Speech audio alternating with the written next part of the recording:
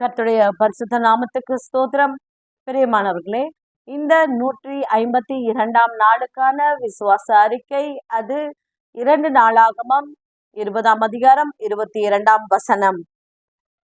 அவர்கள் பாடி துதி செய்ய தொடங்கின போது யூதாவுக்கு விரோதமாய் வந்து பதிவிருந்த அம்மோன் புத்திரரையும் மோவாபியரையும் சேயீர் மலை தேசத்தாரையும் ஒருவருக்கு விரோதமாய் ஒருவரை கர்த்தர் எழும்ப பண்ணினதினால் அவர்கள் வெட்டுண்டு விழுந்தார்கள்.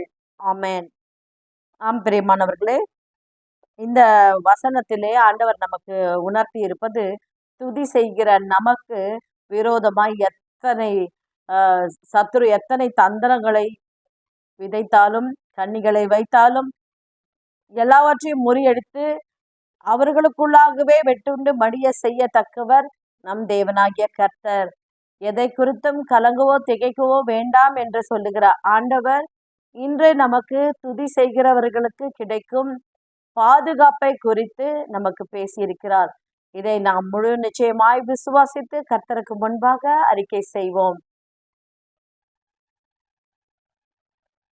சர்வ வல்லமையுள்ள தேவனாகிய கர்த்தாவே, உம்மை நன்றியோடு துதிக்கிறோம், ஸ்தோத்திரிக்கிறோம். ஆண்டவரே,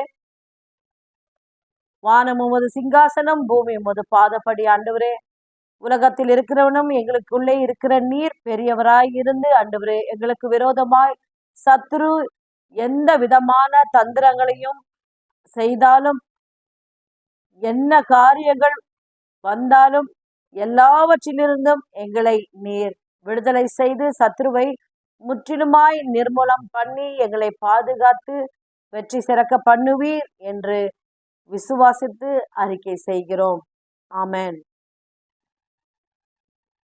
பிரியமானவர்களே, துதி செய்கிற நமக்கு இப்படிப்பட்ட தேவ பாதுகாவல் இந்த நாளிலே வெளிப்பட்டிருக்கிறது. விசுவாசத்தோடு இன்னும் உற்சாகமாய் கர்த்தரை துதித்து பாடுங்கள், விடுதலையை பெற்றுக்கொள்ளுங்கள். God bless you.